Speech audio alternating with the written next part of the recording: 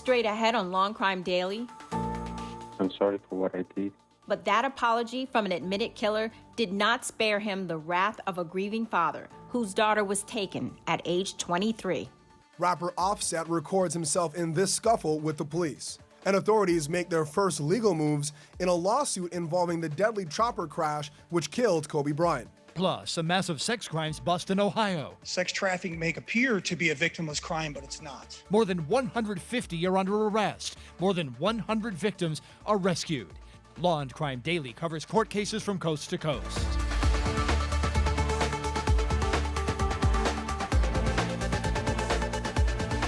And welcome to Law&Crime Daily, everybody. I'm Aaron Keller, along with Buckmire and Terri Austin. Authorities in Ohio announcing the results of a massive sex crimes bust called Operation Autumn Hope.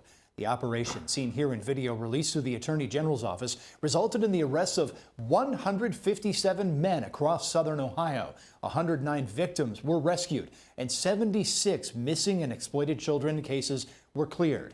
Of the 76 children, 45 were recovered through the assistance of the U.S. Marshals Service at the federal level. Ohio's Attorney General described one of the women authorities rescued who has 3 children and a 4th on the way after being trafficked for sex for 5 years, going back to when she was 16.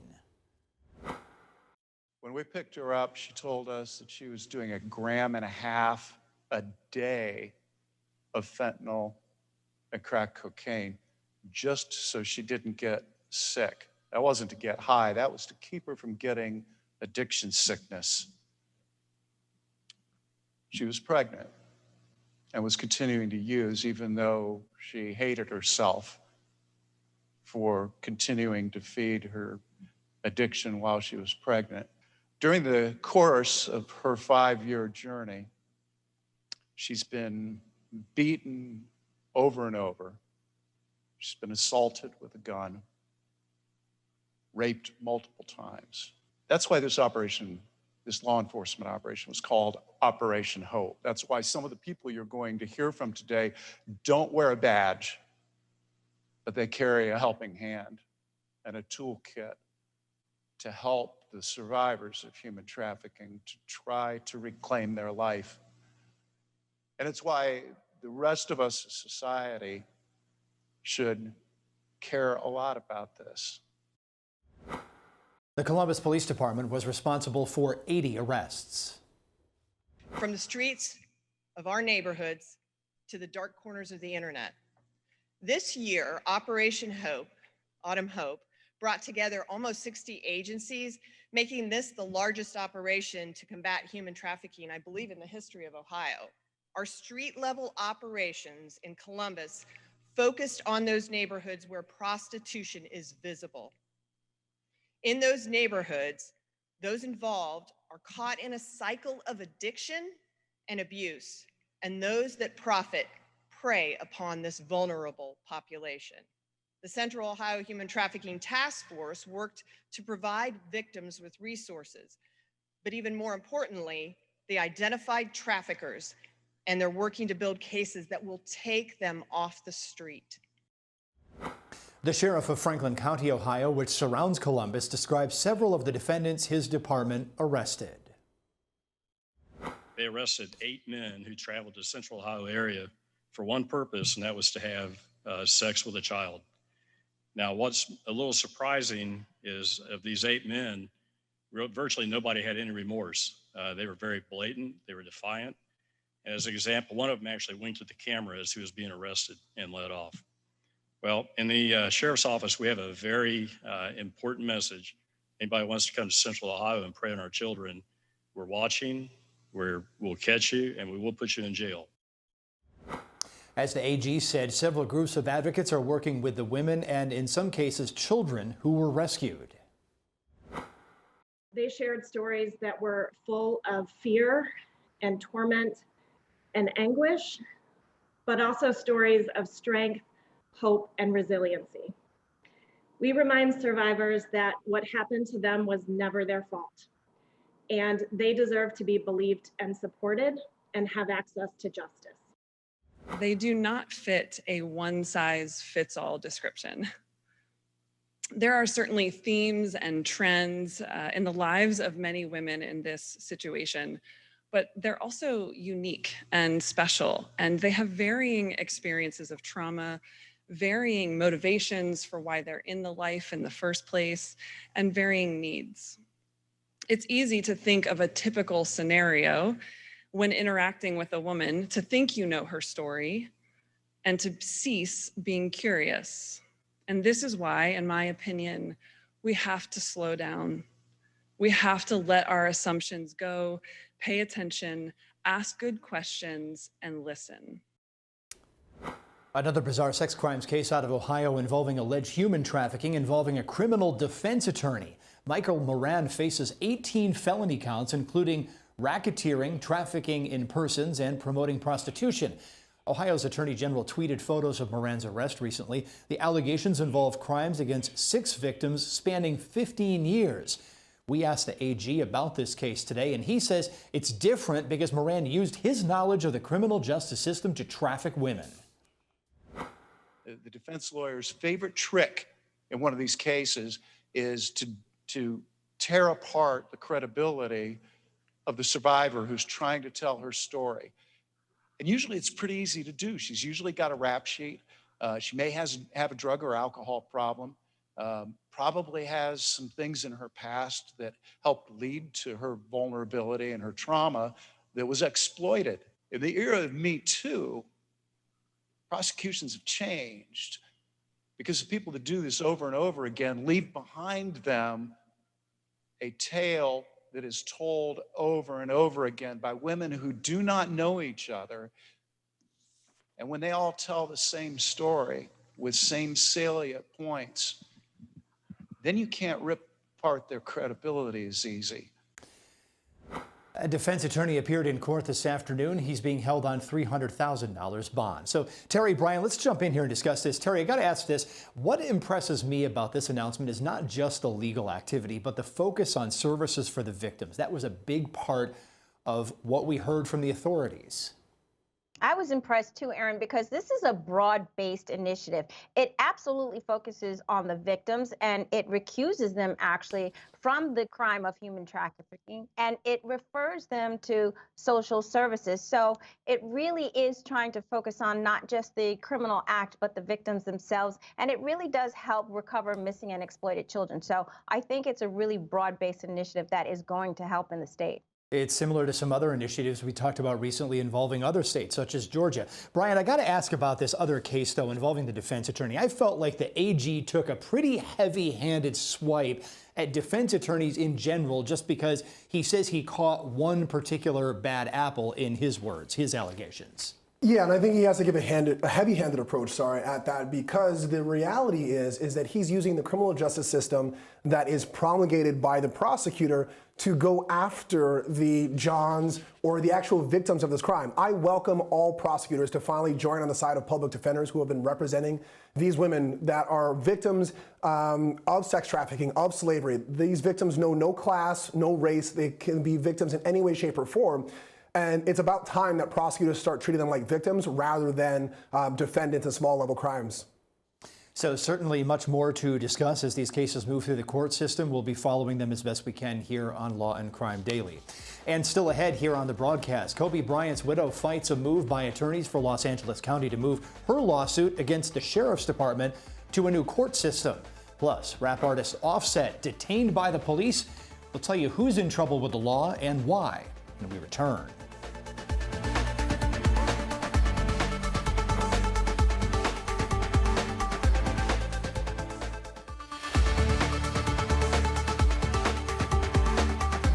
Legal troubles to report involving celebrities and at least one of their attorneys. Brian Buckmire, bring us up to date on these cases. Of course, Aaron. So a lawsuit filed by the widow of NBA star Kobe Bryant may be heard in federal court. Vanessa Bryant filed the case accusing sheriff's deputies of taking unauthorized close-up photos of the scene where her husband, daughter, and others died. Attorneys for Los Angeles County say they want the case in federal court because it involves the 14th Amendment claims. Those can be heard by state courts, so Vanessa Bryant wants the case held back in the state court level. A judge has thrown an attorney for actor Johnny Depp off a divorce case between Depp and actress Amber Heard. A Virginia judge says the attorney leaked information to the press, which was supposed to be protected under a court order. Attorneys for Heard have moved for sanctions against the attorney. The leaks are alleged to have involved audio recordings, surveillance pictures, and witness statements. Though Depp's attorney is off the case, the judge refused to issue a gag order. Rapper Offset has uploaded a recording of himself being detained by Beverly Hills police officers who at one point hauled him out of his car. The police say a person in his car, now believed to be Cardi B's cousin, pointed a gun at someone during a rally in support of President Trump. A license plate number and a witness description of the vehicle involved led the police to Offset. The police say that despite some confusion in the media, Offset was not charged. I appreciate those updates, Brian. Famous civil rights attorney Ben Crump is now representing the family of the young woman shot by police in Waukegan, Illinois.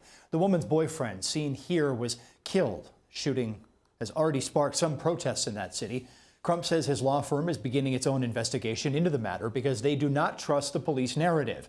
The police say they were tracking down a so-called suspicious vehicle. When it backed up, a responding officer felt in danger and opened fire. Crump says that over and over, the official report, when police kill black people, contains missing facts or misrepresents details.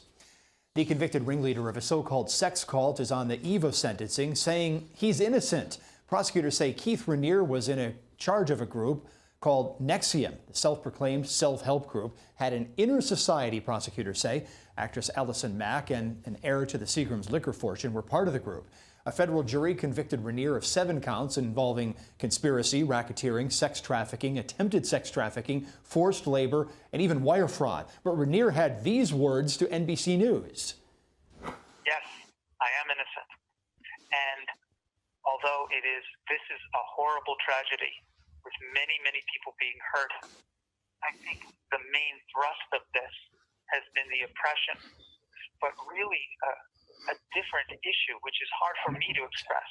There is a horrible injustice here, and whether you think I'm the devil or not, the justice process has to be examined. I apologize for my participation in all of this pain and suffering. I've clearly participated. I've been the leader of the community. Okay, we've got to talk about this. Terry, this is a big case. What did you make of the words there of the alleged ringleader? You know, he was convicted of sex trafficking and other charges, and he's facing life behind bars. I really think, frankly, he should receive the maximum. He took advantage of very vulnerable underage girls and women, and, you know, he held them against their will. So it's a heinous crime. He was convicted before a jury of his peers, and I think he really should serve the maximum here. Brian, do you counsel your clients to do phone interviews to TV networks professing their innocence right before a federal judge is about to hand down a sentence? The answer obviously is no. No, the answer is obviously no, Aaron. You do not do that, and for this simple distinction.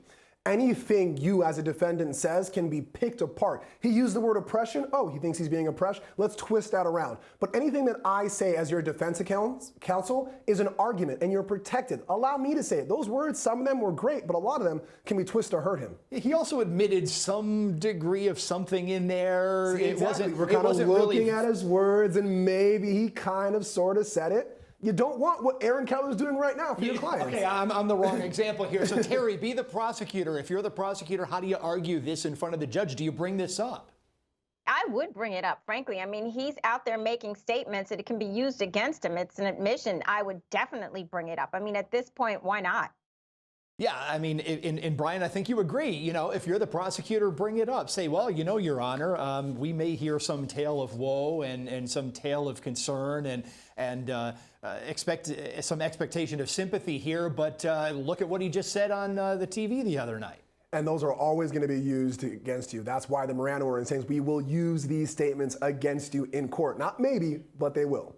Yeah, this will be interesting to watch the sentencing go down in that case, and we will cover it here on Law and Crime Daily. And still to come on this broadcast, the tragic killing of Mackenzie Lewick. Her admitted killer is sentenced, but not before hearing words of utter damnation from the victim's father. Stay tuned for that.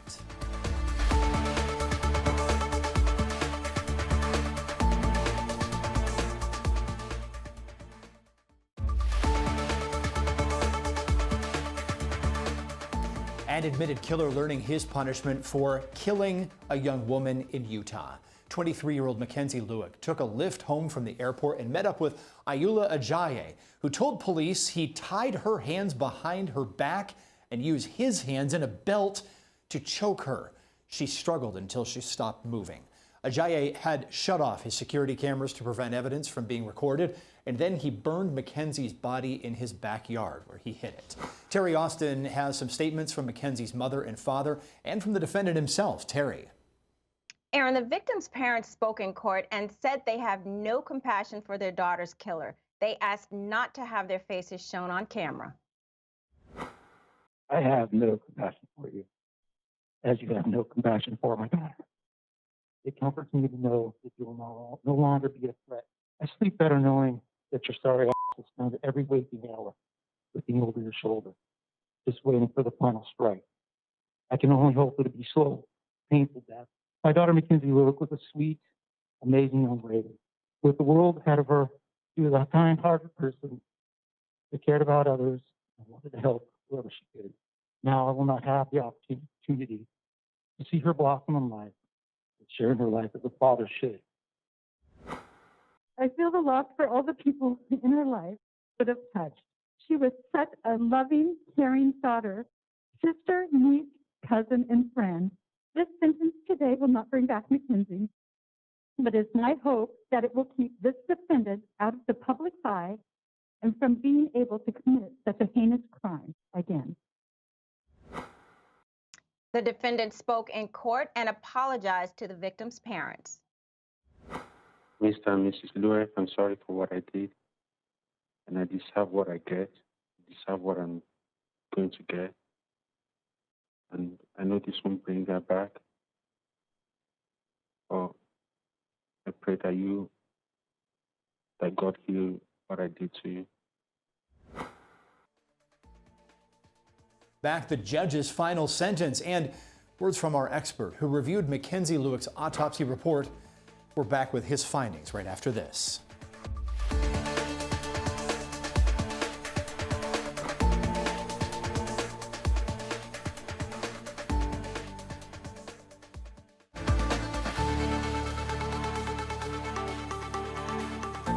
We're back with more in the murder of Mackenzie Lewick, where the judge sentenced the defendant to the maximum sentence, life in prison without any chance of parole, ensuring the defendant will never be released.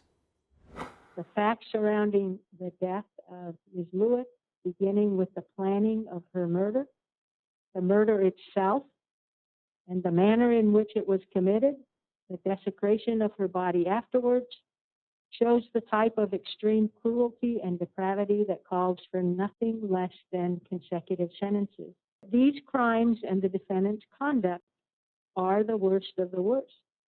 So these consecutive sentences that are imposed today may be more symbolic of society's intolerance for these types of crime and conduct when considering that it will not necessarily add time to a life without parole sentence. They are nonetheless appropriate for the victims and their families in recognition of their devastating losses. Professor of Forensics and Law and Crime expert Joseph Scott Morgan took a look over the autopsy report and called this a vicious killing. He just didn't choke her. He flipped her over on her stomach and then used a ligature with a belt and choked her out from the rear like this. He purposed in this case to kill her, I believe, and also to cover up his crime. He went to great lengths to do this. You know, initially he buried the body in the backyard, then he burned her, and then when he sensed that the investigators were onto him, he transported her to a very remote location in a canyon. They found child porn in his possession, and I think that this goes to kind of a thread that runs through a lot of these behavioral driven things. Yeah, you know, they say that, you know, it wasn't about money, it wasn't about revenge, it wasn't some kind of interaction. They'd never met before. He was powered, I think, as a result of this kind of lust killing that was going on. And that's what this kind of comes down to. And it's some of the most ferocious killings that you can work as an investigator. Joseph said that well. This is disgusting. It's sickening. Let's jump in for some analysis right now. Brian, from a defense standpoint, we see this tactic from time to time. A defendant agrees to plead guilty to life in prison in return for prosecutors taking the death penalty off the table. It sounds like the evidence in this case was so planned, so premeditated, and so strong that there were few other options for the defense. So it's not just when the evidence is strong. Oftentimes you'll see a defense attorney, and it's kind of the dirty little secret that we all don't like to accept as defense attorneys, but oftentimes the plea has less downfalls than the actual case itself and going to trial. So even if it was a 50-50 chance, you turn around and you tell your client, if you go down on this, you could face 10, 15, 20, even the death penalty. But if you take this plea, I can save your life. And oftentimes that's what you find clients doing. It's the possible best option here. Now, Terry, heartbreaking statements from the family. In Utah, we have to point this out. Mackenzie Lueck's family had a right to give those statements under Section 1, Article 28 of the state constitution. Well, that's right. And it is a heartbreaking case. But what the Constitution says there in the state of Utah is that the victims have certain rights. And those rights include being treated fairly, with respect, with dignity. And I think that's important. They also have the right to be heard. So these sort of victim impact statements. And, you know, finally, and this is important too, the judge has to listen and consider the information that these victims are giving about the criminal who has been convicted. So it's an important section of the Constitution. Certainly, certainly. And more states are adopting provisions such as that one. Appreciate your time here on the Law and Crime Network, Brian and Terry, and thank you for watching Law and Crime Daily. We'll see you next time for our discussions about justice in America.